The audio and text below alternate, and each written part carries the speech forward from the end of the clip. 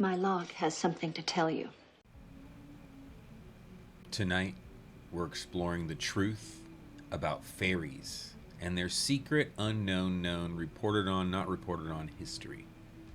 Through two of my favorites, Dimensions, a casebook of alien contact by Dr. Jacques Vallée. We'll be looking at more modern sightings and their connection to these ancient sightings. And then historical sightings with Unexplained, new edition, written by the great Jerome Clark. Two modern heroes of the weird. So let's just get right into it. Let's answer the big question. Are fairies real? Are these entities that exist across all cultures and all time around the world? The answer is absolutely. Let's dive into the proof of this. The reading.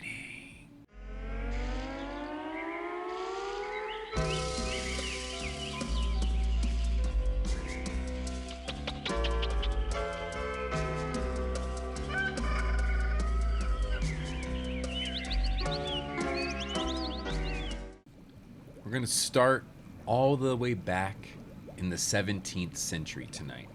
Around 1691, when one of the original heroes of the weird, Reverend Robert Kirk, old Bobby Kirk, wrote the book The Secret Commonwealth, where he went out among the people and collected the stories of the fairy faith, the fae, the gentry, the stories, the folklore, and put it all in one book. Stories that typically weren't written down because either families didn't want to share or this was just oral history. His conclusion was that all these stories had to come from something, that the fairy and the fae existed. What's cool about old Bobby Kirk, old Reverend Kirk, is legend has it that when he got ill, he didn't pass away. He took himself to a fairy mound and poof, disappeared into the land of the fae. Or maybe he still lives to this day. Since Kirk, there have been few scholars to really take the whole fairy situation seriously. One of them was W.Y. Evan Wentz, the author of The Fairy Faith in Celtic Countries. This was published in 1911. Also, the creator of Sherlock Holmes was a big-time fairy head. But other than that, you're pretty much looked at as a loon if you're one who believes in fairies and the fae and this other dimension. We here at Monsters After Midnight definitely believe, because these stories go in direct parallel with modern UFO abduction stories and lights in the sky stories. But tonight we are focused on these ancient, old school, ye olde encounters with the fairies and the fae, and then we'll look at some modern cases that line up with similar attributes. One of the most common tropes in these fairy stories is when a farmer or a family captures one of the fae. An example of this type of story was told to Evan Wentz by an old blind Irish farmer. The farmer claimed that some years earlier he had captured a fairy, a 2-foot-high figure wearing a red cap, green clothes, and boots, and having a dark but clear complexion. I gripped him close in my arms and took him home, the farmer related. I called to the woman, his wife, to look at what I had got. "What doll is it you have there?" she cried. "A living one," I said, and I put it on the dresser. We feared to lose it, so we kept the door locked. It talked and muttered to itself in weird words. It might have been near a fortnight since we had the fairy when I said to the woman, "Sure, if we show it in the great city, we'll be made rich." So we put it in a cage at night, and we would leave the cage door open, and we would hear it stirring through the house. We fed it on bread, rice, and milk out of a cup at the end of a spoon. Soon, however, the fairy escaped. Not long afterwards, the man lost his sight, and the couple's fortunes further declined, a situation he blamed on fairy retribution.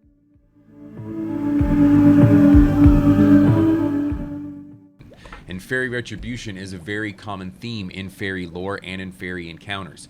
If you're dealing with the fae, make sure you're fair, never eat the food in their land, and never capture one. Just don't treat them badly. You don't start nothing, there won't be nothing, as they say.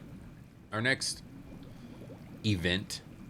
tale, incident, goes over another common trope in the Fae, the gentry, the stories of old about these entities, and that is being whisked away to another place, to a fairyland, where time stands still, time runs a little slower.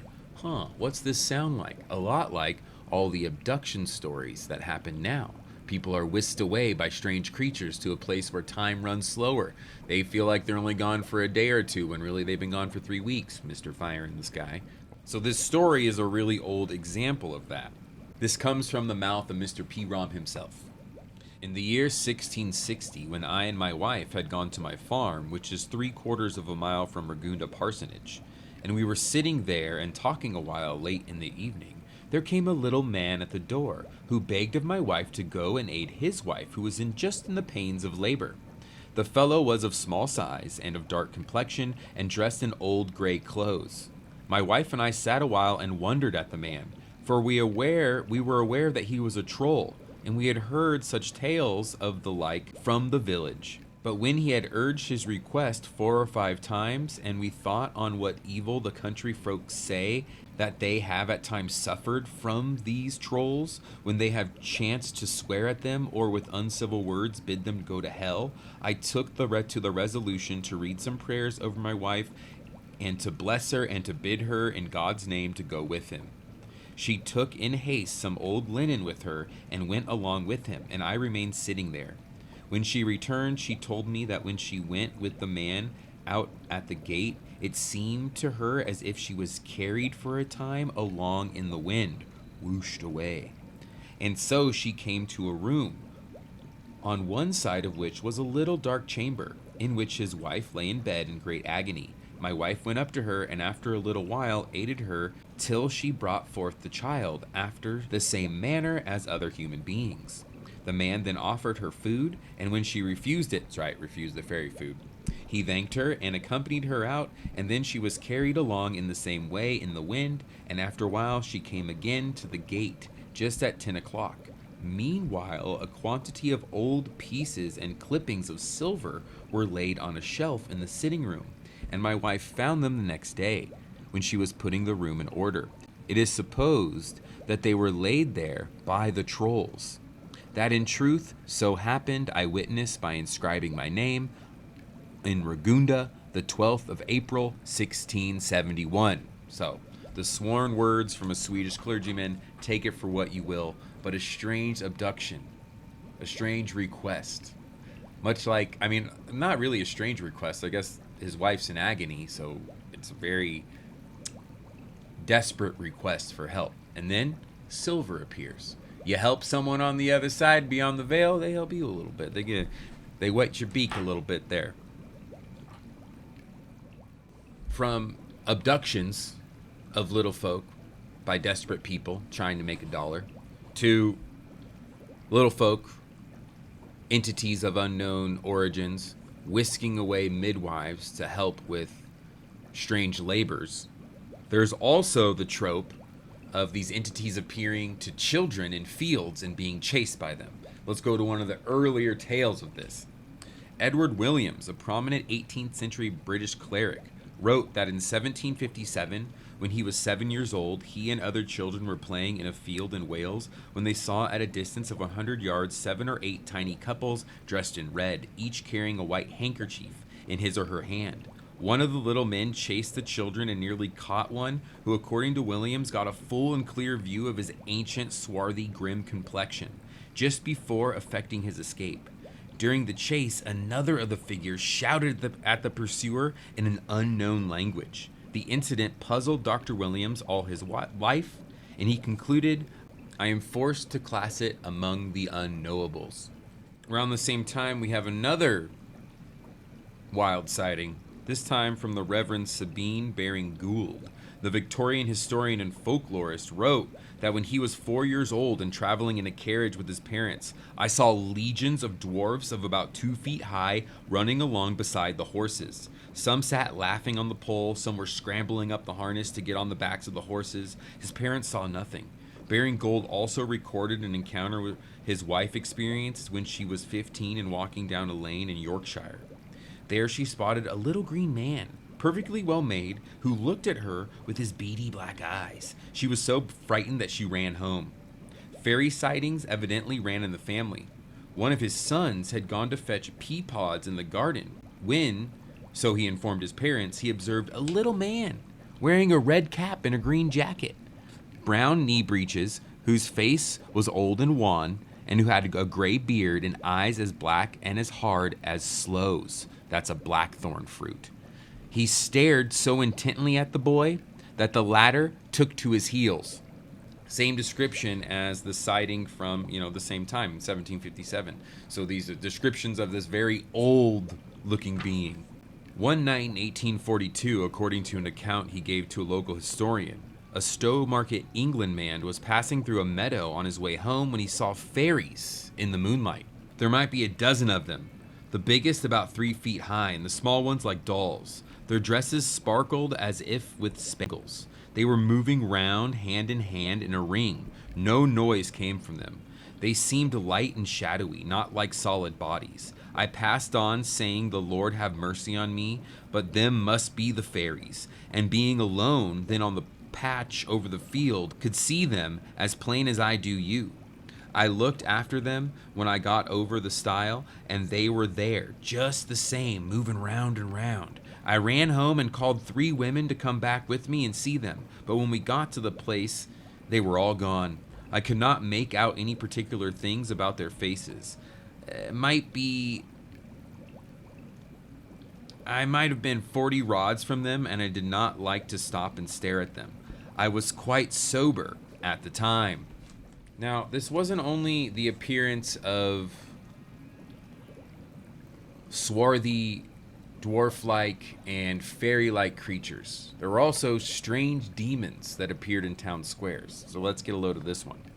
In the early 17th century, the cathedral Quimper-Courtin in France had on its roof a pyramid covered with lead. On February 1st, 1620, between 7 and 8 p.m., thunder fell on that pyramid, light in the sky, and it caught fire, exploded, and fell down with stupendous noise. People rushed to the cathedral from all parts of the town and saw in the midst of the lightning and smoke a demon of green color with a long green tail, doing his best to keep the fire going.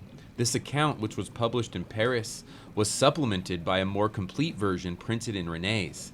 This latter version adds that the demon was seen clearly by all inside the fire, sometimes green, sometimes blue, and sometimes yellow. What were the authorities to do? They threw into the roaring fire a quantity of blessed objects, close to 150 buckets of water, and 40 or 50 carloads of manure. To no avail. The demon was still there. The fire kept burning. Something drastic had to be done. A consecrated host was placed inside a loaf of bread and thrown into the flames, and then blessed water was mixed with milk, given by a nurse of above reproach conduct, and spread over the demon and the burning pyramid. This the visitor could not stand. He whistled in a most horrible fashion and flew away. Seen by hundreds of people in a town square. So now let's go from these weird sightings from history into more modern times. 1938. Dublin. The Irish press reported on how people have started watching fairies for fun. This all started when a schoolboy named John Keeley encountered a 2-foot-tall man dressed in red clothing on a road. He asked where the man was from, and the gnome responded curtly, "I'm from the mountains, and it's all equal to you what my business is." The boy alerted friends and acquaintances, who the next day returned with Keeley and hid in the bushes as he approached a company of fairies, letting one of them take his hand. They walked together for a short time until the fairies spotted the human beings in the bush and shot away. So there you have it. Several witnesses seeing a elf-like creature being whisked away by fairies. Now, if this had happened maybe a decade later, maybe we'd call it a UFO incident. These sightings didn't just happen in, Jolly Old or across the pond. Fast forward to 1947, Canby, Oregon. Ellen Jonerson recently had seen a 12-inch little man with dark features, stocky build, and a plaid shirt, walking with a waddling motion. He passed under a car and disappeared. Still in good old America, Wisconsin, 1921, we run into another legion of elves. As he walked down an isolated road near Barton, Wisconsin, one summer night in 1919, 13-year-old Harry Anderson saw something distinctly odd. 12 little men, trooped in single file and heading in his direction, were visible in bright moonlight. Even as they passed him, they paid him no attention. Young Anderson noticed that they were dressed in leather knee pants held up by suspenders. They wore no shirts, and they were bald, and their skin was pale white. Though they were all making mumbling sounds, they did not appear to be communicating with each other. Terrified, Anderson continued on his way and did not look back. The bizarre encounter remained vivid in his memory for the rest of his life, as it would. If you are super interested in the history of the secret commonwealth, the fae, the gentry, elves, dwarves, whatever fantasy creatures, entities from beyond the veil that exist and have been popping up in human stories since time immemorial, I do have a read-through of Dimensions, a casebook of alien contact, where Dr. Jacques Vallée goes deep in on the subject, so check that out if you're into it. Tonight we're just doing the juicy stuff. Moving forward even more, 1965, July 26, Carazinho, Brazil. 5 dwarf entities dressed in dark uniforms and small boots were seen. We are told that one of them had in his right hand a brilliantly luminous object like a wand. A wand just like the Loveland frogmen seen in Ohio. There was a sudden flash of lightning at about 1:45 p.m. on January 28, 1967, on Studham Common near Whipsnade Park Zoo, an isolated spot in the Chiltern Hills in England. Rain was falling, and the atmosphere was heavy. Reports English researcher R.H.B. Winder, who investigated this case for the Flying Saucer Review. 7 boys were on their way to school in the vicinity of the Dell, a shallow valley and an ideal spot for playing hide and seek. Alex Butler, age 10, was looking south over the Dell when he saw clearly in the open a little blue man with a tall hat and a beard. Just like the stories from hundreds of years ago. Same thing, kids playing in a field, they see a man dressed weird. They chase it. Alex called his friend and they ran toward the figure. They were about 20 yards away when it disappeared in a puff of smoke.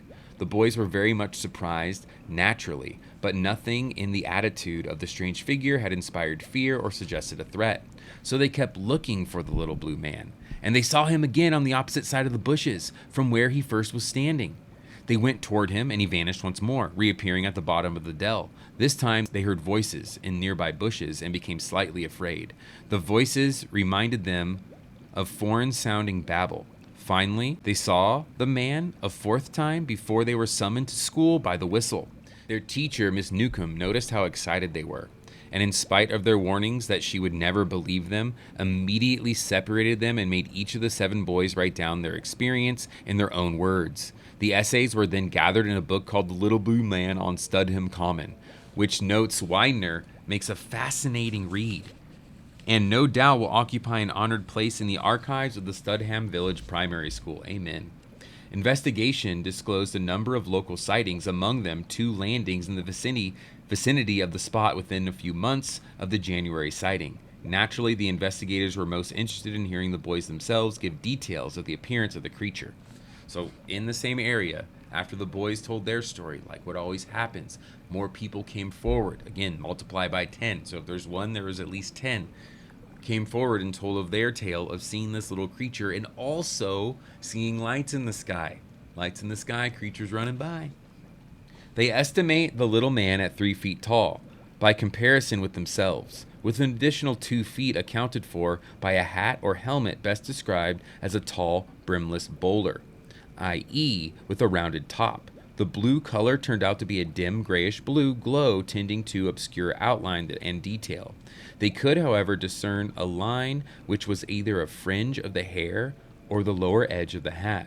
2 round eyes, a small, seemingly flat triangle in place of a nose, and a one-piece vestment extending down to a broad black belt carrying a black box at the front about 6 inches square. The arms appeared short and were held straight down close to the sides at all times. The legs and feet were indistinct. As for the puff of smoke, it apparently was a whirling cloud of yellowish blue mist shot toward the pursuers. Ooh. blue mist being shot towards somebody. Mad Gasser and Spring-Heeled Jack as well. Also similar vibes to Mothman. We see lights in the sky, creature appears, then disappears. It's very scary. It's got weird looking eyes. It stares into their soul. People are freaked out. Let's go. Now, before we end tonight, we are going to read through the late great, possibly living among the fairies, Reverend Kirk's 16 rules about meeting my fairies, or 16 key conclusions about these entities. 1, they have a nature that is intermediate between man and the angels. Again, in many sightings, people report that they're in between purely physical and smoke-like creatures. 2, physically, they have very light and fluid bodies, which are comparable to a condensed cloud. They are particularly visible at dusk. They can appear and vanish at will. 3, intellectually, they are intelligent and curious. 4, they have the power to carry away anything they like. 5, they live inside the earth in caves, which they can reach through any crevice or opening where air passes. 6, when men did not inhabit most of the world, the creatures used to live there and had their own agriculture. Their civilization has left traces on the high mountains. It was flourishing at the time when the whole countryside was nothing but woods and forests. Now remember, this was written in the 17th century. So the book was released originally in 1691. This is all from back then. He didn't know that we'd find ancient ruins up in the mountains, Machu Picchu. 7, at the beginning of each 3-month period, they change quarters because they are unable to stay in one place. Besides, they like to travel. It is then that men have terrible encounters with them, even on the great highways. 8, the chameleon-like bodies allow them to swim through the air with all their household. 9, they are divided into tribes. Like us, they have children, nurses, marriages, burials, etc., unless they just do this to mock our own customs or to predict terrestrial events. 10, their houses are said to be wonderfully large and beautiful, but under most circumstances they are invisible to human eyes. Kirk compares them to enchanted islands. The houses are equipped with lamps that burn forever and fires that need no fuel. 11, they speak very little. When they do talk among themselves, their language is a kind of whistling sound. And again, that whistling sound or mumbling happened in a lot of the sightings we read about. 12, their habits and their language when they talk to humans are similar to those of local people.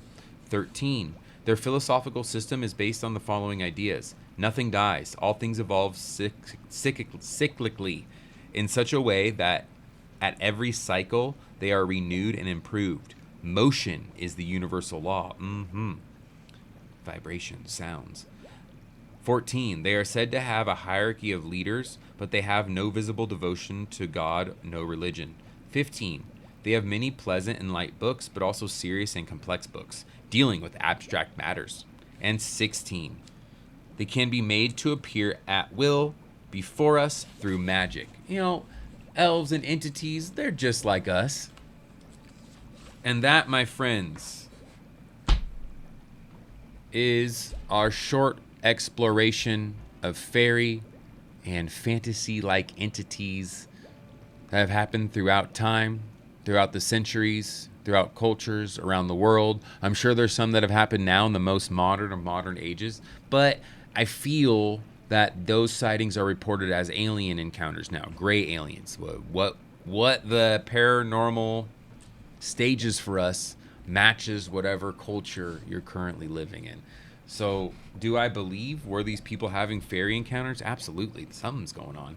Something's popping up in those hide and seek fields, getting chased by them kids.